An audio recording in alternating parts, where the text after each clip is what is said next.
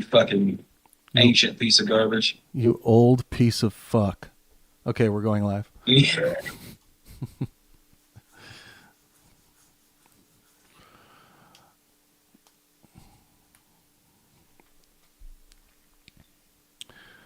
All right, folks, we are live. Hopefully I'm coming through nice and clear. We're just going to be chilling today. You can ask me anything or you can just hang out. For those of you who are seeing this stream after, it's just going to be a short gaming stream here. When I say short, sometimes we go for 8 hours and call that short. So, yeah, we'll see what happens. I'm also going to put this in the announcements so people can just... But yeah, there we go. We're live on YouTube. Ask me anything. Thomas is going to be keeping an eye. Hey, Thomas, how are you? Lovely. Lovely. Thomas is a little Lovely. delayed because he's awesome and he never has any substances in his body. That is true. Never. Never. Never, ever. Well, hello, folks. Yeah, I always like to have a little bit of a come down period after we produce a new live event. Hopefully you guys have enjoyed the discussion between Krauss and Hicks thus far. I know I have. It's a more technical discussion than the Pangburn subscribers are used to, I think. It's more academic. What do you think, Thomas? Oh, definitely. Stephen Hicks is a professional philosopher, you know what I mean? And Yeah. no offense to people like Jordan Peterson and Sam Harris and Richard Dawkins, but they're not professional philosophers. Right. And Stephen Hicks knows his terminology. He knows his ideas. He knows all that stuff very well. Lawrence Krauss, on the opposite side of the super analytical side, also knows all his shit. And he knows a lot of stuff about philosophy as well in the offhand, you know, just because he's done this for so long. Right. I thought it was, I mean, for me, it was perfect. I like Me the too. level of complexity. That's what I want. Yeah, that's what I want because people are starved for this kind of stuff. They just don't know it yet. 100%. When you're talking about moral realism versus anti-realism, objective morality versus subjective morality, wherever you land on this, the is-ought gap, this is something they obviously got into a lot, and that was probably the main point of contention, I would say, with the with how things went during the event. They seem to be pretty similar on that. They think, for the most part, religion is a bug and not a feature. I mean, that's my takeaway. Right. What did you think, Thomas? Was that? I mean, relatively the same thing. I mean, what was the because I don't remember everything because I was kind of hobnobbing as well. Yeah. I don't know. I don't know. Yeah. I thought it was also Trying to think. Yeah, I mean, I thought it was also interesting that they both think what Jordan Peterson is doing with the concept of God and how it's kind of like this pure pragmatism and not really caring about the the epistemological value of the claims. Just like, I'm going to act as though this thing is true because it's kind of the world I want. Yeah. I hope I am living in. I can act as though a unicorn is true if that's the world I want to live in. Right. So yeah, it's like you don't have to commit, epistemological. I'm not going to say the word. Well, I'll say it. Suicide. I know we're on YouTube right now. They don't like that word, but yeah, I mean, you don't have to commit epistemological suicide for anything. You don't have to do that. And I feel like Jordan Peterson and some other people are like, well, it makes pragmatic sense to do that when all the cards are on the table, or what could happen if we don't do that? And, and then the nihilists or the woke moralists take over, or whatever the hell they're going to say about that. Exactly.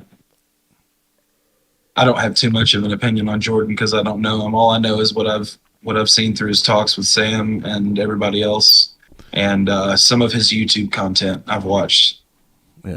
Fearsome Engine says, "Hey Pangburn, thoughts on the epistemological value of D's nuts?" Well, I'd have to examine them. Thomas, if you would do the preliminary examination, that would be great. Well, I got the gloves on already. I'm ready to go. Yeah. Drop trowel. I am. Yeah.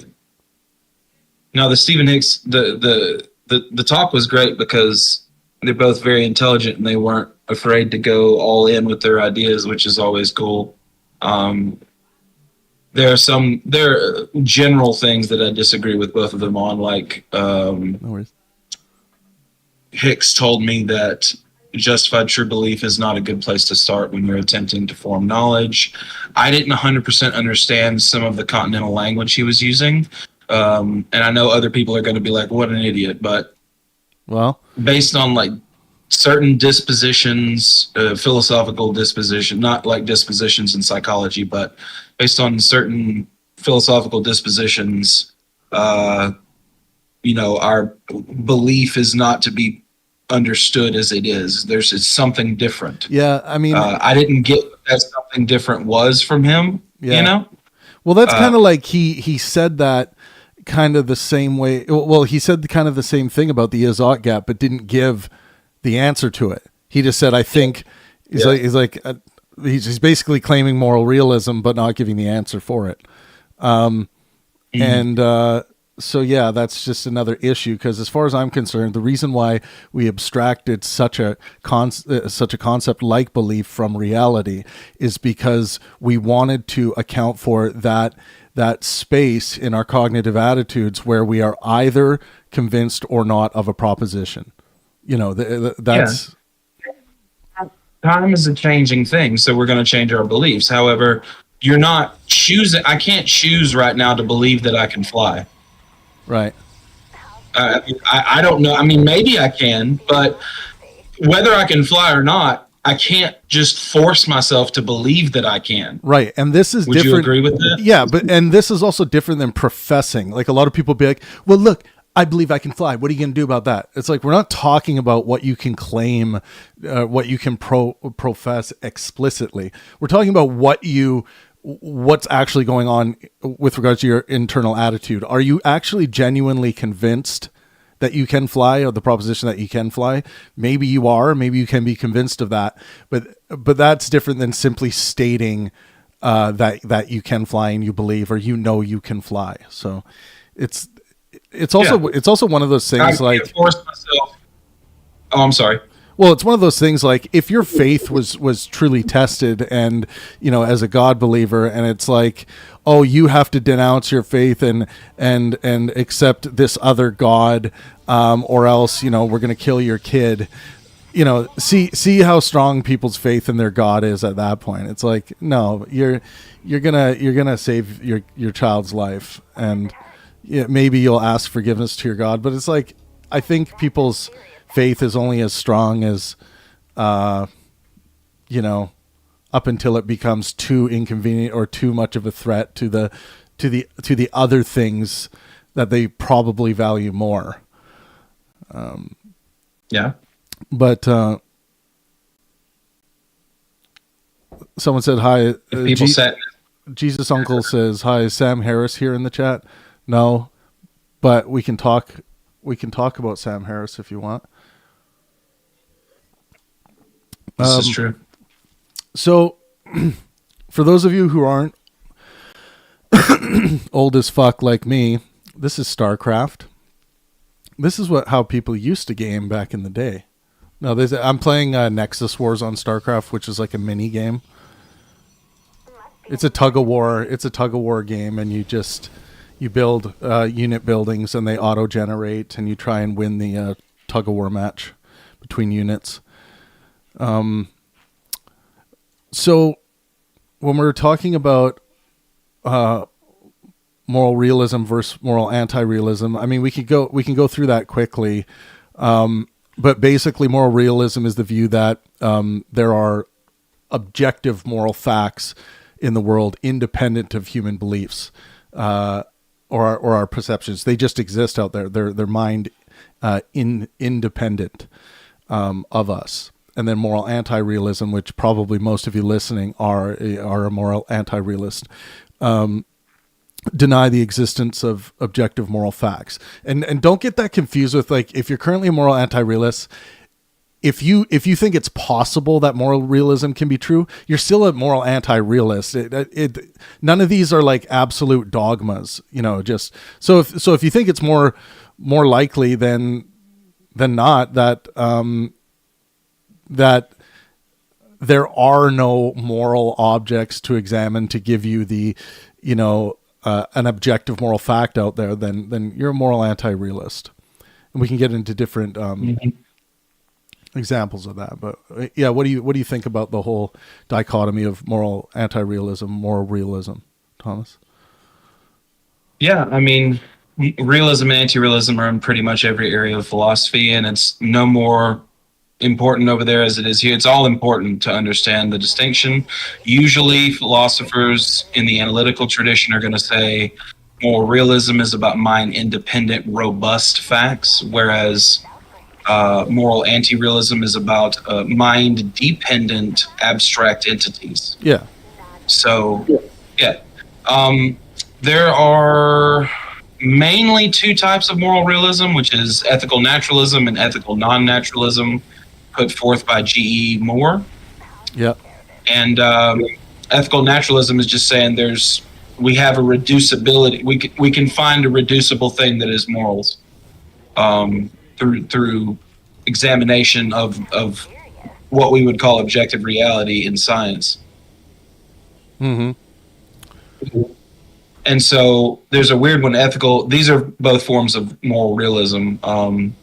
Ethical non-naturalism, which is G. Moore's idea, holds that there are objective and irreducible moral properties, such as the property of goodness, and that we sometimes have intuitive or otherwise a priori awareness of moral properties.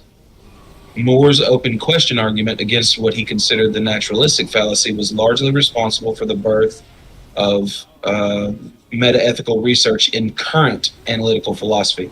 So non-naturalism is just another school of moral realism. They're saying it can be intuited through rationalization and a priori reasoning. Yeah. Yeah. So and you identify as a moral anti-realist, right? Yeah, I'm a moral anti-realist, and I don't know if I'm a cognitivist or a non-cognitivist. They kind of mix together. That's about moral semantics, which basically, with cognitivism, you're just saying there are sentences that express moral propositions as a true or false value. And non-cognitivist, which there's many different types, is just saying ethical sentences don't mean anything. There is no there is no true or false value to that sentence. Right. Right. So why don't you know which one you subscribe to? What's the because morality is the most is the essence of normativity, and my moral intuit. Basically, I'm an anti-realist because I don't know of any object that we can observe that would be morality, and I don't know if we can find it under a rock. Maybe there's a moral equation out there. I don't know, but I'm an anti-realist, and I'm also, in terms of my moral ontology, I'm a relativist. But the way that I come to my ideas is through moral intuition and particularism, which I think are the best ways to go about it. I mean, I agree with the Pangburn virtues, of course. Virtue ethics do have a place, but my moral existence and center is based on, how I was raised and all of that kind of stuff, and what I intook as a child. Yeah. And those things are my morals, or what has been quote unquote programmed into me. And do you agree with me that like your desires, or some people are going to talk about this within the context of values, but your desires are ultimately determining what you think is good, right, and wrong, good, bad, right, and wrong in the world? Yeah. Right. My intuition and my ideas of particularness, Yeah. depending on the situation, morals could be different. The reason why I say, the reason why I say desires is because, this is going to be how you feel about any kind of moral proposition, right? So it's like if someone says, we should, we need to bring back the death penalty, you're going to feel a certain way about that proposition. And I would say that feeling is going to determine your moral prescriptions. Yep, can't separate thought from feeling. They happen simultaneously. Yeah. I don't know. Yep. What does everyone think in the chat? Does anyone think that they have achieved any kind of moral realism? Someone says Matt Dillahunty is gorging on girl penis. Like, some people are so fucking obsessed with other people's sexual behaviors and their sex life. Like, how much of a dork do you have to be to go around worrying about Matt Dillahunty and what he's doing in his sexual relationship? Like, Snow, do you have anything intelligent to say or anything to add to the conversation, or is that it? Is that the depths of Snow? Jesus, I'm just going to call Jesus Uncle Jesus in the chat. I also got to play because I'm out of practice with this game. So, no, but we're doing good in this. Uncle Jay. Uncle Jay, man. Yeah, Jesus Uncle says, I want to talk specifically about consciousness. When I think about having an experience in reality, that reality terrifies me and shock me to the core. Where does qualia like redness come from? I mean, that's a good question. That's like one of the big things. Like, we want to find qualia, right? As a physicalist, we want to find the physical representation of experience. It's a big mystery. It's the experience. It's the experience of experience. And Mary's room shows us that we can't really have, at least to me anyway, shows us we can't really have a true answer to that. Because if Mary knows everything about red, like omnisciently knows everything about red, has she experienced red? That's the question. And is the experience of red something new, something novel? And if it is it individualistic and its own, has its own structure? I don't know. Yeah. Look, if anyone out there is going to claim to be a physicalist, you believe that everything is physical. If you don't believe that everything is physical, like, if you're not convinced of that, you're not a physicalist. But I believe that. I have no good reason. Nothing about everything I know epistemologically, within my epistemological framework, has anything to do with the non-physical. That's a meaningless concept as far as I'm concerned. Like, even in sci-fi, if someone's like, wow, it's a non-physical being. Oh, okay. How are you interacting with it?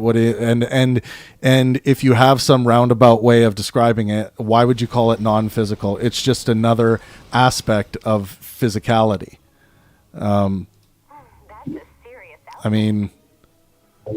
I hear people play like serious gymnastics with this all the time, and I'm just like, I think it's worse. It's almost worse than claiming to believe, more unsubstantiated, to claim to believe in God. So long as the God you're talking about is physical, I think that's actually a more sound claim than claiming something non-physical exists. Like, it's ridiculous to claim such a thing. Some people think that the non-physical is all there is, of course, right? Yeah, and I think it's very stupid. There's nothing. If we are to call ourselves physical beings in a physical world, which idealists tend to agree that I think they would agree that we are at some level physical, right? Mm-hmm. Like, at some level, some would agree. Yeah. So, Yeah, I believing that things are non-physical just doesn't make any sense. That's what I'm getting No, at. and I accept the presuppositions of materialism / physicalism. Yeah. I just always have to bring up that idealistic caveat for some reason. Yeah, well, we have people in our Discord server that subscribe to that. And it is important to understand that these are presuppositions, and that seems to be a real problem for some people. They're like, well, if we're going to make a presupposition, it might as well be the ultimate conceivable presupposition, like God or something like that. But you don't have to do that. You don't have to make the ultimate presupposition. You should make the most reasonable, rationalized presuppositions based on what we've been able to detect through our senses, i.e., empiricism. Do you agree with that, Thomas? I mean, we don't have anything else. If you give me some other way besides my logical argumentation or my senses to observe the world, I don't know what else we have. Yeah. And rational argumentation has to be both valid and sound. It can't just be valid. Yeah, exactly. Okay, I got to nuke this. Exactly. No, you're fine. You're tearing it up. Look at you going. Look at you going over there. I better get some other units cooking here.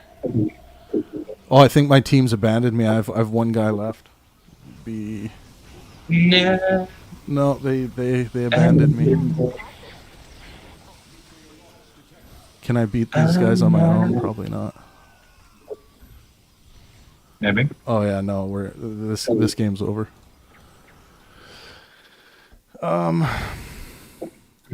Yeah, what else, Thomas? What else you got? Oh, nothing. GHC's typing. He says, Damasio, I assume, is a neuroscientist. Yeah, suggests that qualia emerge from the brain's ability to create detailed maps of both external objects and the body's internal responses to them. Yeah, I mean, that's for sure. This is more of like not a neuroscientific question, but a philosophical question in, would she be seeing something novel if she walked out of her black and white room and saw red? If she already was omniscient of the color red, she has it explained to her, she looks on it, she has the info on a computer, she just knows what red is. Would her seeing it be something different?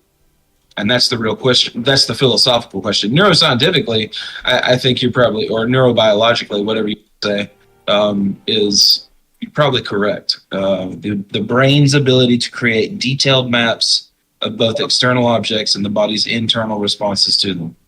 Yeah. Mm-hmm. That's old GHC there. We can also take some callers too, if anyone wants to call in, but let's do one at a time. You guys feel free to raise your hand if you have a question or you have a topic you want to chat with Thomas and I about. Feel free to jump in. We are live on YouTube right now as well. Everyone on Discord, guys, if you're not part of our Discord server yet, please do join us. We have conversations like this, like the one Thomas and I are having every day. Sometimes we are live on the vertical live streaming on YouTube. Ace is saying, how are you holding up after the election? I mean, I would have voted for Harris. I don't vote for criminals, like people with criminal minds into the highest seat in the most powerful country in the world. I'm not going to vote in a person with a criminal mind. I think that's stupid to do that. But it's the United States of America, right? Yeah. Hellfire. Apparently, that's who they wanted. So yeah, I say they because I'm trying to distance myself from the whole process. I am just me though. I'm not recommending anybody else adopt that. Yeah, I'm Canadian. I don't get to vote in your guys' stupid election down there. You don't want to. But no, I mean, I also think like the world's not going to come to an end. It's fine. It's 4 more years of Donald Trump. It's going to be very entertaining, just like it was the first 4 years. And I know that might seem bleak and like, oh, entertainment, is that what we're really doing this for? Well, yeah, that's what the United States of America is. It's a big, fat, bloated entertainment capital. So that's what you got. That's what you voted in. That's you, USA. How do you like it? How does that taste? I mean, I said the same thing in 2016. Like, this is what you are. I know there's so many of you that want to see a difference, but you don't seem to be able to play by the rules of the game in a way that which you could win based on where society's at right now. There's no entertainment value to the Harris campaign. Zero. Nothing. Zilch. It's boring. The American people want entertainment, man. They want explosions. They want big fucking orange hair on stage. You know, like, and it seems simplistic, but you have to get down with the simple-minded if you want to win a simple-minded election. You just have to. A lot of this is not giving a shit about weak people. I'm a weak person. I live on disability. I require the government to help me live. You know, I'm not a super strong, do everything myself. It's just not the type of person that I am. And so that's the reason why I'm a liberal or a leftist or a social democrat or whatever you want to say. I wouldn't vote for the Democratic Party, but I mean, obviously I'm on the left, but forgot where the hell I was going with that. That's all right. What was I just saying? That was something. I was actually changing screens when you were talking. Someone in the chat, keep Thomas on task so he remembers. Man, I can't help myself, dude. It's just forever I'm going to forget what I'm talking about. It doesn't matter. Yeah. Cigarette for old times' sake. Yeah. But, I mean, if you voted for Donald Trump, let me know why you voted. I've spoken to people where they just focus on the policies. Like, and generally, I have to say, I'm more of a policy guy. Like, we did a live stream here during the election day, and we talked policy for the majority of the day, I would say, comparing the policies between what was on offer from Harris versus Trump. And, you know, there's the big difference on the southern border, right? And how each of them feel about that. And the proposed policies to deal with it. There's big separation economically. Like, Harris was pushing for pretty strong taxing of people who make over $400,000 a year, and making taxes lighter for those in the kind of in the middle class bracket. The middle class bracket. Yes, thank you. Someone's saying killing babies is objectively wrong. No, it's not. Can you demonstrate that? Can you demonstrate that killing babies is objectively wrong? I think killing babies is subjectively wrong based on my own moral sentiments. But you understand that you have to come up with the moral object in order to, demonstrate that what you're saying is true from an empirical perspective. And most human beings operate on some level of empiricism when it comes to these kinds of claims. Now, one thing I will say about that is, like, that's how we like normally reason, but there's of course many people who believe that morality is some God-given thing that's written on all of us. But that's the thing, like, if we go to try to empirically examine that, we come up with nothing. Zero. Yep. Zilch. So if you want to claim that killing babies is objectively wrong, come up with the goods. You're going to have a tough time doing that. Yeah. I mean, for there to be a moral object, there has to be some kind of framework or connected framework between the two things. Kind of like the Azoth thing. I don't know how to explain that better. Let me think of a better sentence. Go ahead. And it's not up to me to tell the moral realist how they're going to come up with a model to demonstrate objective morality to me. It's not up to me. Like, a lot of people are like, well, how do you suppose I go about doing that? That's why the Azoth gap exists. It's not fucking easy. It's not like walking up. It's not. It's not like walking up and just being like, oh, why don't they just do this? Ha ha ha. Like, that's not. Like, think about it. Don't just throw out like, oh, for you to propose that, oh yeah, my Bible is the object of morality that we should be abstracting our moral truths from. Tell me why you put so much faith in human authors that claim to be divinely inspired. As far as I can tell, this is probably the stupidest thing humanity has ever done. It's hard for me to think of a stupider thing. Maybe presupposing. No, see, presupposing that we have free will is actually a feature, not a bug. Even though I think it's wrong.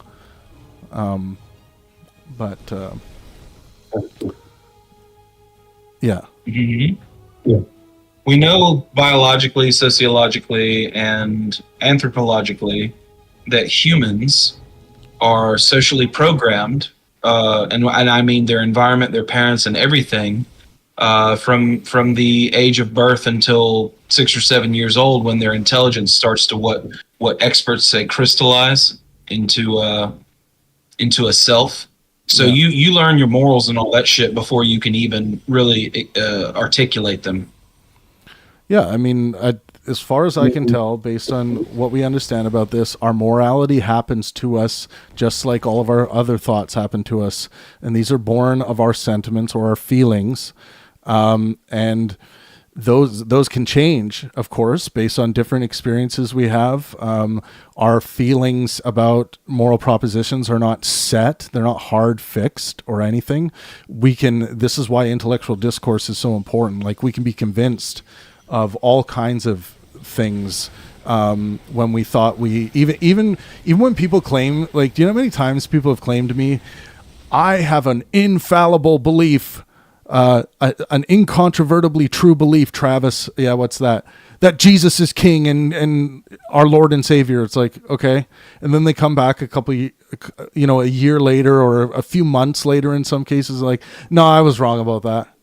It's like, if someone professes to be feeling infallible about something, that's always a sign to me that they're probably under some kind of delusional trance. Must be an emergency. Mm. I think GHC had a question, but he's typing it. If anyone wants to call in, just put your hand up on Discord and we'll bring you up. So GHC says, yeah, do you want to come up here, G? I can see.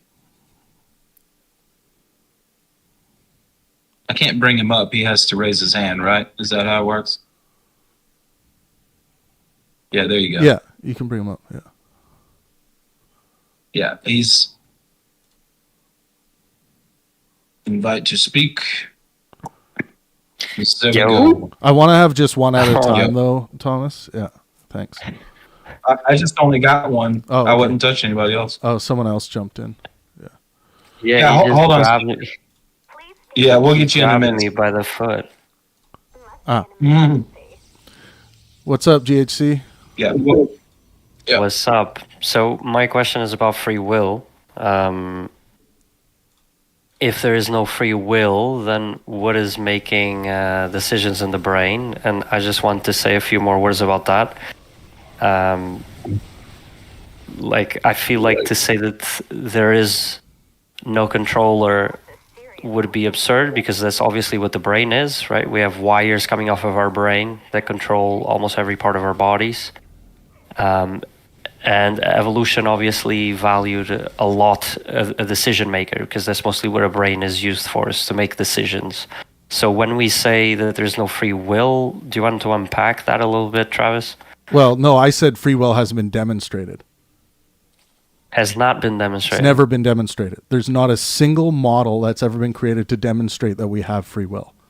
So it sounds like many people, when you came into the room, you kind of came from the perspective, well, if there isn't free will, as though it has been demonstrated. Never been demonstrated. We have no model of free will scientifically, if you value science and what we've been able to demonstrate. There What we are do have, philosophical ideas.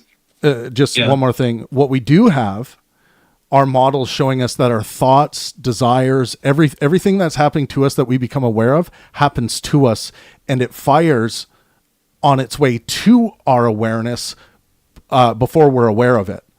So all of our thoughts, all the things I'm doing right now, moving my hand, all the things that are invading my consciousness right now, these are things that are happening to me. There's no place where I am dictating this. Right, but do you mean okay? But do you mean are you alluding to the experiments that have been done that show that there seems to be a delay between a person becoming aware of an action and the action itself?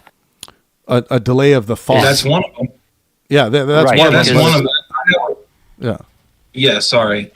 That's one of them, GHC. That's there's other ones like there's an episode on Closer to Truth on YouTube where they hooked up this lady to a EKG or something similar, and they could tell whether she was going to raise her left hand or right hand before she could. And I mean, most likely this is due to the speed at which neurons communicate and the fact that our awareness is not that fast. That could be a major point in this. Yeah. So I just wanted to say that there's so if you read into the literature of those experiments, there's actually quite a bit of literature saying that what they're claiming doesn't make sense, so it doesn't follow. Those experiments, what I'm trying to say there is that those experiments by themselves are not sufficient to prove the case that the person actually did not issue the. You're shifting the burden of proof, GHC. Command. You're shifting the burden of proof. I'm just saying that experiment by itself is not sufficient. That experiment. Free will. That experiment is not trying to demonstrate that free will does not exist. That's not what the experiment is doing. It's just trying to give modeling for observed phenomena in the field of neuroscience. That's what's going on. If you're trying to find a place where science is going to prove wrong that we have free will at any level, you're going to be doing that forever. But that's not the way science works, right? It's just going to be modeling what we observe and what we have evidence for. And I'm just saying, so far, for anyone who uses science as a way of knowing to inform their epistemological criteria of truth, that is correspondence, they should believe at this point that we don't know if we have free will, and I would suggest that should inform them to lack of belief in the positive claim that free will exists. Well, I think the issue here is on the definition of free will, because again, I bring I'll bring back the word that I used at the start, which is the idea of a controller. So it's undeniable that the brain controls things. It's not what do just you mean by that? It's not just gibberish. So the brain is highly organized to issue orders throughout your body, given different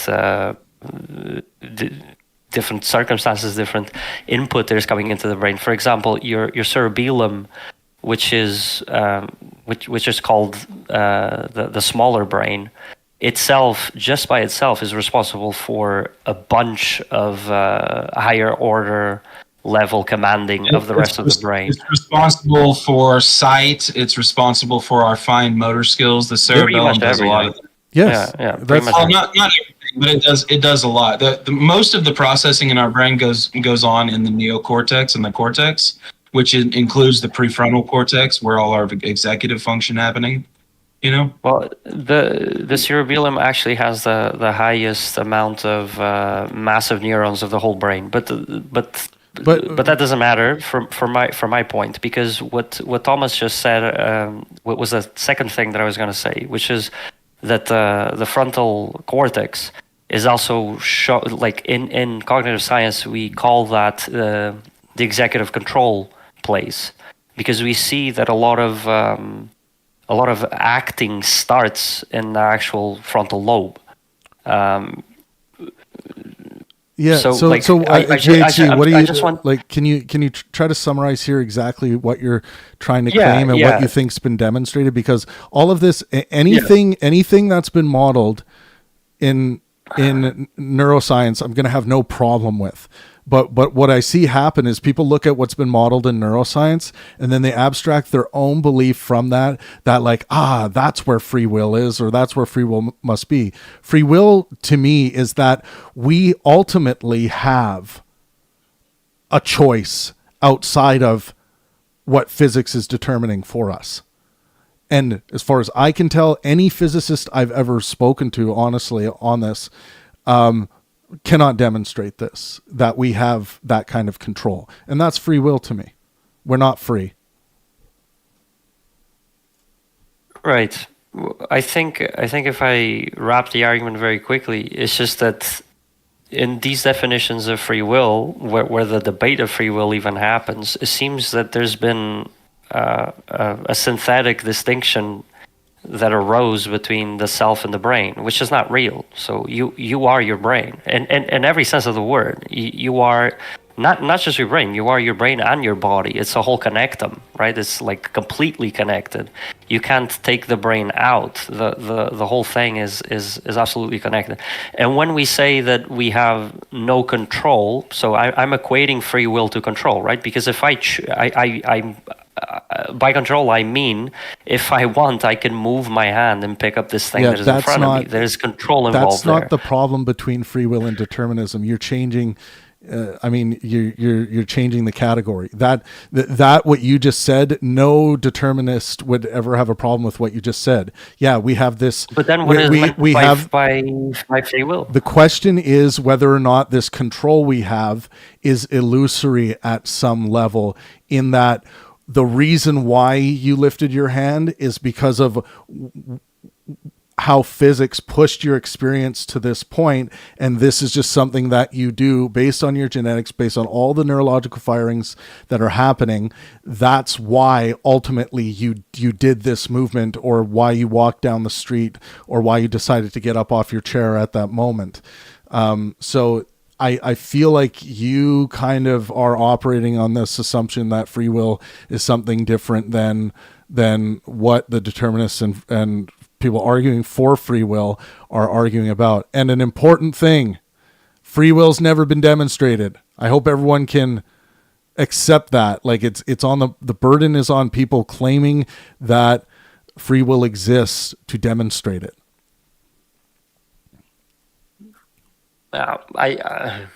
What would be? Can you come up? I don't want to put you on a spot, but could we imagine an experiment that would make you accept that there is free will? So what you're doing, JHC, is what most people do when they're trying to like think about how they could go about demonstrating their own proposition that free will exists. They're asking me to like, well, can you come up with a way that we would do that? No, I cannot. Neither can any neuroscientist or anyone currently in any scientific field. So it's just this big fat presupposition we've made, which is we've made all through our history, that of course we have free will. Look at me, I'm freely moving around. Look what I'm doing. It's like that was a very low resolution take on based on from a perspective of what we understand now. We understand that there are all of these billions upon billions of computations going on that lead us to do this thing over the other thing. So that's all the way back to the Big Bang. Exactly. I mean, that's what so far like, and physicists aren't just fucking around when they look at this problem and they say like, well, I mean, like, there's no way to escape physics. We haven't found anything within the human brain or the human mind. And I mean, as a physicalist, you're going to call those things basically the same thing, that shows us where the human being has full free will control over their next movements. It's like we're always one step behind where we would like to be, imagining that we actually had free will.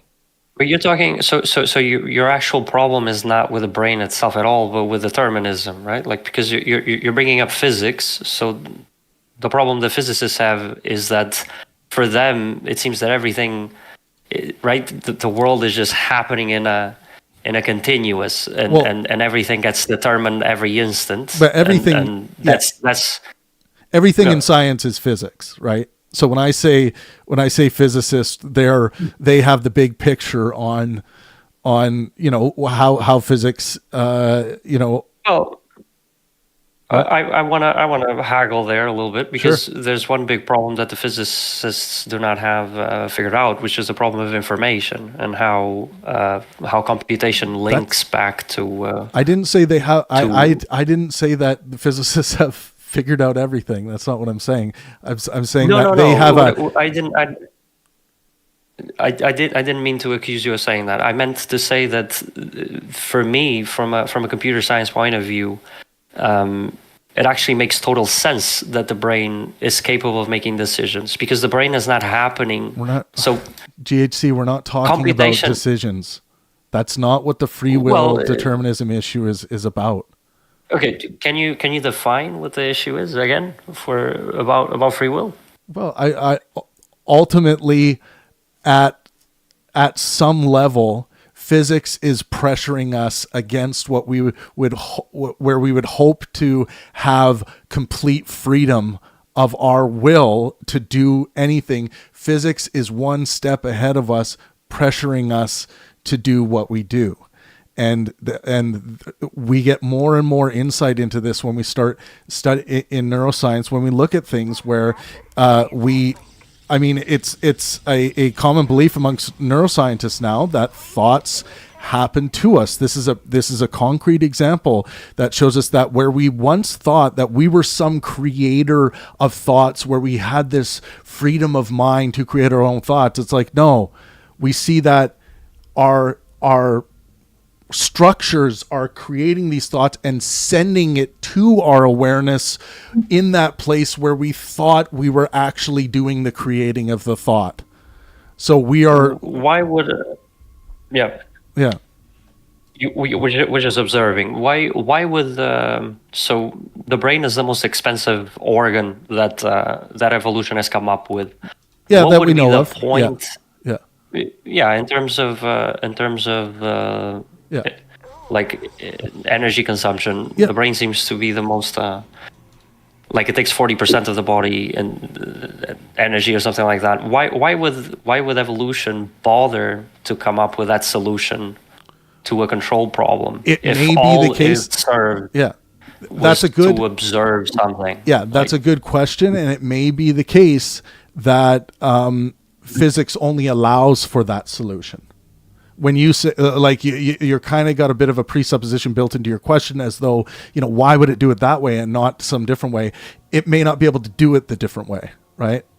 No, but it has, right? Like there's plenty of animals that have no brain. Like or proto brain. If you're talking about the first ferns at the bottom of the ocean that eventually became mobile because they needed to seek nutrition elsewhere for their ability to procreate. It's like, there have been different kinds of life forms that have emerged with different kinds of motor skills and instinct and things like this. But when it but we are kind of talking about what happens when the intelligence quotient gets high enough where there is this feeling as though we are in control of our thinking. And then science comes along, we peer into our brains and minds the best that we can, and we show that even our thinking is happening to us. What could be the evolutionary answer for that? And I don't know. Maybe there are some papers or a consensus on why that is. But one thing I do know is that if someone can come forward, and this is a challenge for everyone out there, if someone can come forward and write a paper and have it codified into the scientific consensus to demonstrate that we do in fact have free will. And I'm not talking about this abstraction of whether or not we can make a decision or not, because I'm making a decision to move my arms right now. That's not what we're talking about. We're talking about whether or not we can escape the physics pressure that causes particular thoughts to happen to us and other thoughts not to. I have one idea there that Yep. answers that explicitly.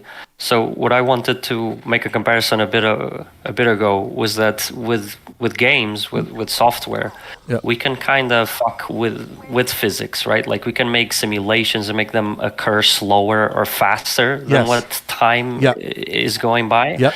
And something that the brain enables is exactly that. So like time in headspace doesn't match real time. You mean our People's perception? perceptions of time change. Yeah. Yeah, exactly. The yeah. phenomenology But of also- time, just so people know what we're talking about, the phenomenology of time is different than time in the physics. We abstracted this concept of time in order to account for the phenomena of change in Exactly. physics. But in the phenomenology of time, we're talking about how we experience time. So go ahead. Yeah. And there's two important things, and I'll just stop hogging the spot. It's just the two last things that I wanted to say. Out of that, you've created.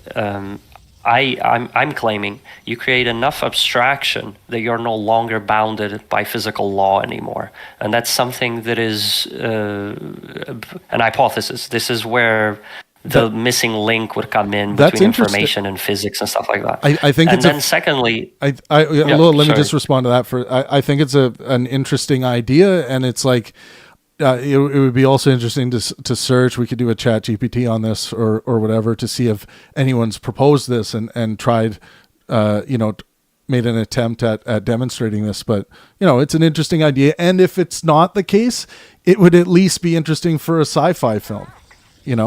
Yeah. Well, I mean- all I'm saying there is no more. It's no more than saying that you can close your eyes right now, Travis, and imagine something that isn't, or imagine that you're somewhere else that you're not. Yeah. Like we've created. The brain creates a space where there can be a disassociation between reality and whatever you want to imagine. Yeah. And then the second thing that I wanted to say is that. We have feedback loops in the brain, so that is happening constantly between different parts of the brain. But I also mean abstractly. So while we speak, we are creating input that also suddenly becomes part of that deterministic calculation of what will follow out of the brain. So suddenly it's not just physics; it's also, in a very real sense, your brain is generating information that is being used by the brain again in order to generate the next step. It's still physics, though. You say it's not just physics. Right. It's still physics. Everything is physics, but I mean by physics there. I mean that it's not just a set of circumstances that are outside of you that are contributing to what the next action is. Yeah, it's not just environment. It's gene level too. It's not just meme level. It's gene level as well. Of course. And you and I are going to agree on all the things that are right and codified within cognitive neuroscience that has been demonstrated. You and I are going to agree on all that until the cows come home. But it seems like you have an intuition. What seems more coherent to you is that free will is hiding behind a blanket somewhere, and we are at some point perhaps going to unveil it. And I would say that my bet is on this is that determinism is probably what's really going on underneath that blanket. I think what I imagine is that blanket where we think free will is hiding. We turn that blanket over and we still see determinism one step ahead of where we thought free will was going to be. But anyways, that's cool, GHC. I think we'll move on to the next call, unless Thomas, you have something to add there. No, I'm good. Thank you, guys. Well, thanks, brother. Yeah, but Love. all the love in the world. What do you think, I was Thomas? listening to you guys. I just had to play my game for a second. What? Yeah. What do you think on do I think? free will versus determinism? Where are you at? So it's a very difficult question. We can bring up those experiments in terms of neuroscience and neurobiology about what we talked about. We could use those examples. I believe free will and determinism is as much a physical problem as it is a philosophical problem. if we assume that physics is uniform and has been since the Big Bang, then all of the quadrillions of neural firings and actions and behaviors led you to this point to do the things that you think you are freely doing when you in fact aren't. However, there is will in terms of intentionality. I can intend different things. Couldn't agree more. I can intend to do different things. So maybe there is a will, or there is some kind of intentionality that we can't explain. But as far as like free will, as far as, I can choose to do otherwise, I don't know about that. It would have to be something that we would need to demonstrate, but maybe we can demonstrate it through rational argumentation, logically, if we're doing philosophy. Yeah, I don't know how we could ever, just real quick, I don't know how we could ever, through the scientific methodology or just skepticism alone, tell ourselves that we have or don't have free will. Yeah. Yeah, I mean, it's again, and this doesn't mean it will never be solved, but so far, if we try to think through this just logically based on what we know about physics, it's like, how do you escape physics? And one might say that there's like some kind of like shield of physics around our brain, and like the way our free will works is it kind of stops and waits for our desires or something like that. But it, even when you start trying to conceptualize this in that way, you still see determinism laughing in your fucking face right ahead of you. You can't escape it. It's just always like, I don't know. So it's like, when I talk to Lawrence Krauss about this and Sabina Hassenfelder and different people, like, they're just like, this is trying to run away from determinism is just, however fast you go, determinism is going to be one step faster. So, and I know all the, the religious people out there want to believe that their God gave them free will, and it's time to grow out of that, people. It's time to grow out of that. Like, it's time to grow out of a lot of this, but so far as I can tell, your God didn't give you free will at all, and nowhere close to the way that this has been, hypothesized to you, or prophesized to you, however you want to put it. Yeah, but yeah, I get you. I think there were a few more hands up there if you want to take any more calls. Yeah, we can get CJ up here. Let's see. CJ, Bucky. He was the first one that I saw. So. By the way, CJ has his new Pangburn Universe avatar up in the Pangburn Universe art section of our Discord server. Turned out pretty cool. He's carrying an AR-15. CJ, you can join now. Yeah, CJ, I'm not... Do you know how to join? There we go. Yes, I do. What's up? I think because of the perms I can join. So I just had a quick hypothetical for you, Travis, and I guess something for everyone else to think about. If tomorrow it was proven that free will was like extant or actually like a reasonable proposition, would it change your life at all? That's a good question, because I live as though I have free will.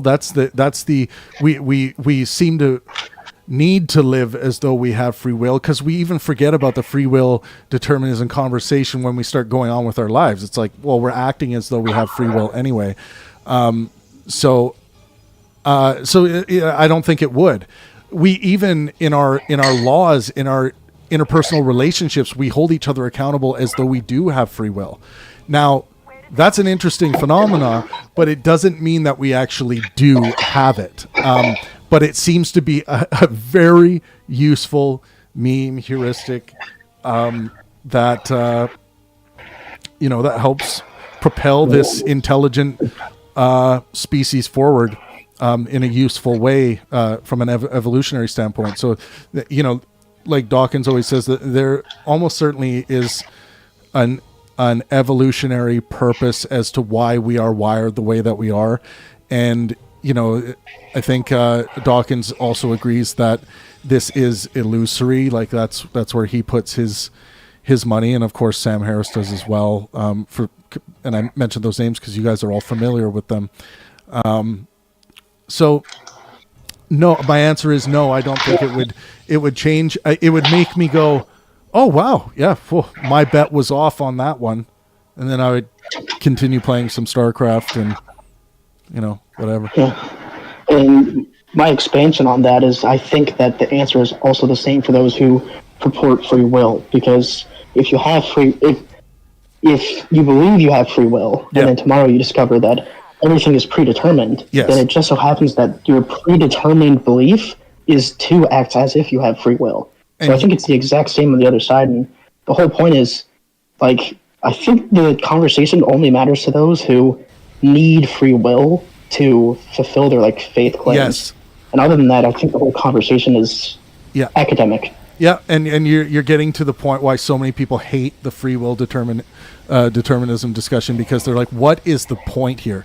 What exactly are we doing? It's simply an epistemologically interesting pursuit to see, like, what is really going on under the curtain that wouldn't affect most people's lives, I would say. But you are right that, like, most people out there probably believe that we do have free will, right? Because when I talk to people about determinism, I guess most people are like, oh, fuck. So I guess the hope would be that your whole moral sentiment and moral desires do not change after whatever is discovered. Like, if you discover you do not have free will. And I know that there's a lot of people out there that probably would be like, oh, you'll just go murdering people. But I don't believe that I have free will, and I haven't murdered anyone yet. And I think I know how to get people into the live, but there we go. If somebody wants to test this, put your hand up and I'll see if I can put you in the speaker spot. What is this for? Because Thomas was saying he was having trouble putting people in here. Oh. Well, it looks like we're going to win again on Nexus Wars here for anyone that's paying attention. Look at my Colossus. Yeah. Colossi. Oh, they nuked. Oh, they're pushing back. Okay, now we're going to throw stalkers at them and completely... We'll catch them. We'll catch them off guard. Not a problem. Just relax. I haven't played games in a while. It's been a while. Not a problem. It's been a hot minute.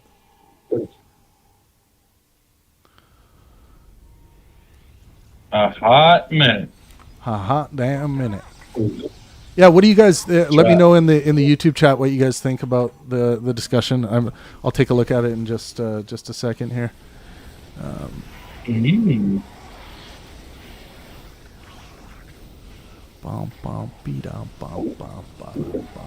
You getting pushed back, dog? Yeah, we're getting pushed on here.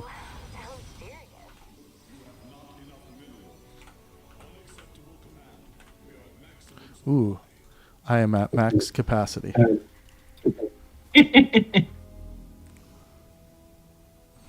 Let's see.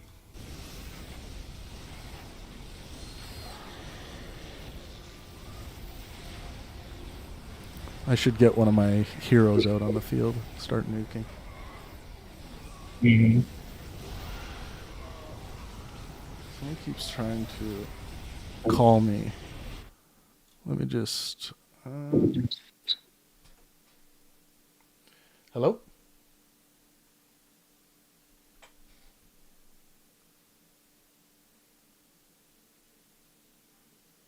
Hello? Travis, you're still on, bud.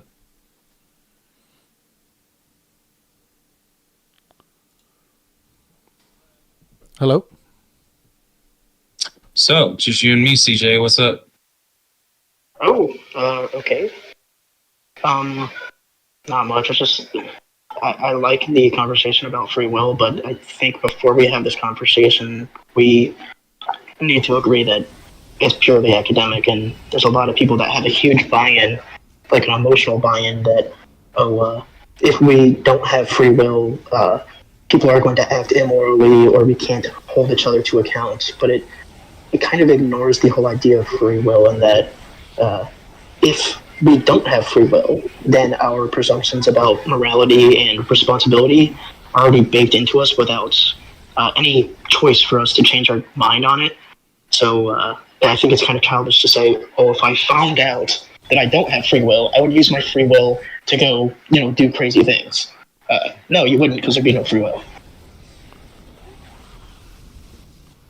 Yeah, I mean, I also think it's like people are kind of like that with God belief as well, right? They're like, well, what if we didn't have God belief, people would just be running around murdering people. Well, people are running around murdering people anyway for all kinds of different reasons. And Yes. God belief hasn't seemed to help in that regard in any way. Go to your local prison and find all the murderers and ask how many of them are atheists and how many of them are Christian. Yeah, it just is a like the stat is like, it just doesn't mean anything to me. I think it's like, oh, this person, this Christian man killed his wife in a bout of passion because he found her in bed with another man. It's like, I think it's like, oh, okay, the playing in the game of religion just went to the sidelines, and the primal desires to, get revenge just overruled the religiosity of the person. Okay, I got to drop a nuke here. Drop it. Here it comes. It's going to kill a bunch of... Nuke time. I was going to say people, but... Boom! No, it's just imaginary dudes. Yeah, imaginary Be all right. dudes. Dudes. I also have to upgrade, so this is going to be a late stage game. Jesus. But yeah, this is also why fallibilism is just so important. Is like you gotta maintain your fallibility through all of these different changes and new discoveries that might come to your attention through your epistemology or wherever. But what if I'm not wrong? Then great, fallibilism still stands. I'm joking. Fallibilism is just like throwing the middle finger in the face of dogmatism. It just is it's the escape from dogma. And dogma meaning, believing in anything incontrovertibly. I do also think that there's a contradicting thing to that, where yes, you shouldn't be dogmatic in your speech, or in your beliefs, but you also can't be overly critical of everything in every position. Yeah, but this is where, like, fallibilism doesn't tell you about good and bad, so that's why you need a moral quest or a moral metric to go with that. And what I use is my moral quest is to maximize well-being for myself and those around me, using well-being as my moral metric. So if you are over-examining any kind of topic or engaging in politics too much or whatever, like over-analyzing, being skeptical to a point of cynicism, and it's causing you detriments to your well-being, I can point at you and tell you that that's a bad thing to do, because I ground my morality in well-being. So, and no, there is nothing objectively true about grounding your morality and well-being. Where does this come from? My sentiments, the way I feel about the world. I feel as though well-being is the best moral metric at this time. And what I think is one of the worst moral metrics is Christianity. It's a shitty moral metric. It's shitty. Yeah, if you're using biblical morality to guide your actions, I mean, most Christians and Protestant Christians aren't using the full Bible. They're cherry picking the things that sound beautiful to them. Yeah. And now there are some hardcore evangelicals who are like taking it literally as shit. Oh yeah. But like, my mom only sees God as love, even over the hell stuff, over the evil stuff. all that stuff, she just still sees God as just love. He loves everyone. I see that as a You know, beautiful and- thing. Like your mom is overcoming the dogmatism there, and her own moral No. judgment. Well, No. is not her own moral judgment overcoming the like barbarism there? She probably just doesn't think about it, because honestly, if I were to ask her, if I were to say, Mom, do you believe that the Jewish people slaughtered the Amalekites? Yeah. She would be like, yeah. And then I would say, do you think that was correct? And she'd say, yeah. Yeah. So, okay, she didn't overcome that barbarism, but I mean, surely some of it, when she says, oh no, God is all love. If something comes up that she would find to be like not loving, she would say, well, there must be a loving reason behind it. I see that as like a moral entity trying to satisfy their internal moral sentiments, to try to make it feel good to them. And I think that's a beautiful thing about humanity, and that we do that. Sure. Even as much as these like dogmatic religions would hope to keep us in line based on some kind of ancient ideal of, you know, like the ancient Sumerians, eye for an eye was the fad. Oh yeah, eye for an eye makes sense. Great. Yep. Yeah, there's a lot of problems. Yeah. Eye for an eye morality is very bad.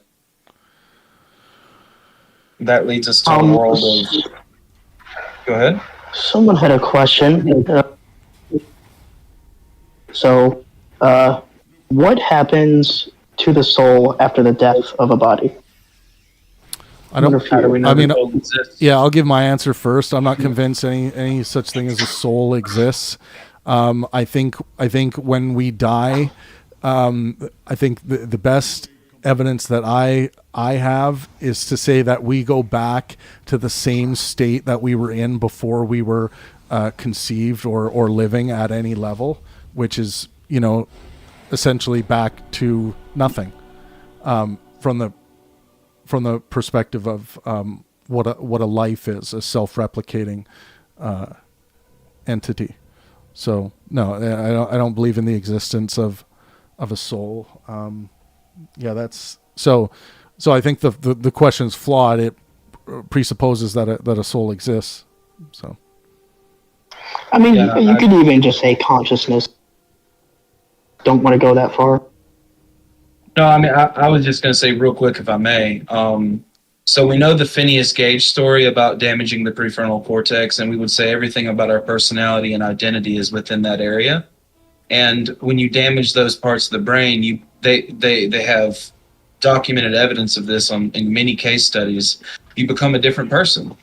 Now, that to me doesn't destroy the idea of a soul, but it's definitely evidence in favor of that we are physical beings, and souls are something that we contemplate mind dependently. It's an abstract concept. I'm fine with using it as an abstract concept, but yeah, souls. I don't know. I'm agnostic on the soul, but it's one of those questions like, if I cut my leg off, does my soul? Let's say if I cut my head off, does the body still have the soul in it? You know, it's a hard question. Yeah, usually my answer for that question is, if some part of us lives after, none of us will know it until after we die, and we'll have time to talk about it once we do die. So. Mm-hmm. Yeah, I'm agnostic about an afterlife, and I'm agnostic about a soul. I have no idea if those two things exist. I think that's the most reasonable position. Yeah, I mean, yeah. I think I would say that someone should know that there is no afterlife, as much as you know that Santa Claus doesn't exist. I think those are different propositions. Well, yeah, they're different. They're different propositions, but like, there's zero plausibility to the claim that an afterlife exists. Zero. There's zero plausibility to the claim that Santa Claus exists. There's zero plausibility to the claim that God exists. When it comes to things like that, you're not. The burden of proof people think they're adopting when they claim to know that these things do not exist is not much at all. It's like, yeah, I could be wrong about some of my knowledge. I could be wrong, and the afterlife does exist, but I still know it doesn't exist. I don't know. I think it's a very position to say there is a being that contradicts the laws of reality and physics in this plane that exists in this plane while contradicting that all laws of reality that we know. And then I think that's different from saying, well, it's possible that there's something outside of this current experience. But I'm not talking about we are some. Yeah, I'm not talking about possibility. It's possible that God exists, that Santa Claus exists, that afterlife exists. No, it's not possible. No. It's not possible for Santa Claus to exist. He's an impossible being. No. You can't rule out, and you can't rule anything to be impossible until you examine the entire realm of possibility. What you're saying right now is that Santa Claus is impossible based on your grasp of human logic. That should never mean impossible. Sure. Yeah, sure. But even let's go by that standard. I do believe that Santa Claus is impossible. What we know about science and our logic, so that doesn't mean I don't maintain that it's But I don't maintain that it's impossible that there's something outside of this world and in an afterlife. Okay, but I'm saying, like, you understand when I say everything human beings come up with, like it strikes me as arrogant when we claim anything to be impossible, because we are basing all this on our experience and our logic and where we've gone thus far. Like even the logical absolutes, it's perfectly reasonable that an alien being could come down and look at what our logical absolutes, like law of excluded middle, law of identity, all these things, and they could point to us and say, yeah, those things are wrong, but they're very helpful for what you guys are doing right now. It doesn't mean that I would necessarily have to believe the alien, but at least it's possible that the alien is telling the truth. Something to consider. Yeah, I just think that they are. I would still maintain that these Santa and something outside of our current reality are different propositions, at least for the sake that I'm a Santaist. Yeah. I'm a Gnostic Santaist, but I'm an agnostic afterlifeist. Yeah, I understand what you're saying, and I'm just making the claim that people should not feel too worried about going one step further and being a Gnostic afterlifeist. A Gnostic. I would say that there's some. I would just say that to those same people that there's epistemological issues with making that leap, in my opinion. But that's an epistemology question, I guess. Yeah, right? Yeah. I mean, for me, it's not an issue. Like, we know all kinds of cognitive truths. Like we know an infinite amount of things that we can't even examine. Such like we know that in the mind of or in the brain of a T-Rex, or within the purview of a T-Rex's experience, back in the Jurassic period, we know that no T-Rex was thinking, I wonder if Travis and Buckyballs are ever going to come to an end on this particular topic on November 7th in Discord. Like, we know that. There's a lot of people out there that their epistemologies don't allow them to know that, and it's a big mistake. It's like, we know that the moment, and this is actually the example Sam Harris uses. We know that JFK was not thinking the moment he was shot, I wonder if Travis and Buckyballs are going to work this out on Discord. Like, we know that. People should be able to claim to know that, And if you're making a proposition contra to what, it'd be like, oh, well, it's possible that dinosaurs had a time-traveling, mind-reading, internet-using capabilities, and it's like, if we're going to appeal to those extremes, then it doesn't make sense for you to even engage in that. Exactly. And for that reason right there, this is why possibility ought not weigh in to our epistemological standards. Plausibility, yes, all day, every day. So when someone makes a proposition like, hey, did you know elephants are walking on the moon? It's possible that elephants are walking on the moon, right? There could be a big conspiracy to keep this from us because the elephants are just like are going to take over Earth or something. Oh, who knows? Write whatever sci-fi film you want. So in the realm of possibility, it's like game on. That's where art goes to live. But plausibility should be what's important to your epistemological standards. There's got to be something that adds a plausibility to the proposition. Now, if we found elephant tusks on the moon and people made the claim there are still elephants walking around on that moon, that adds a plausibility factor where you would be justified in your epistemology to at least say there is a tiny bit of plausibility factor there. Now, this only applies, and I hope most people think this way, but this only applies to people that care about correspondence criteria of truth, not simply allowing coherence criteria or traditional criteria to inform your epistemological standards. But I want to mention, because we're going to wrap up this live stream and then we're all going to head down to the garden in the Discord here. But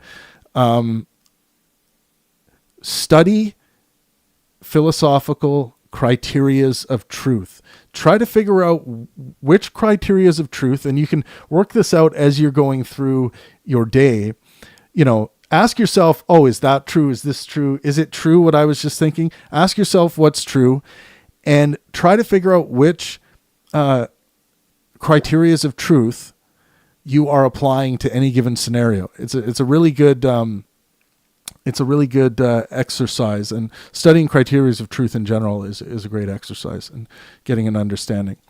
But thank you to those who joined us on YouTube and those who were hanging out on Discord here. We're going to head down to the garden and we'll catch you guys on the next stream. Thanks, Thomas.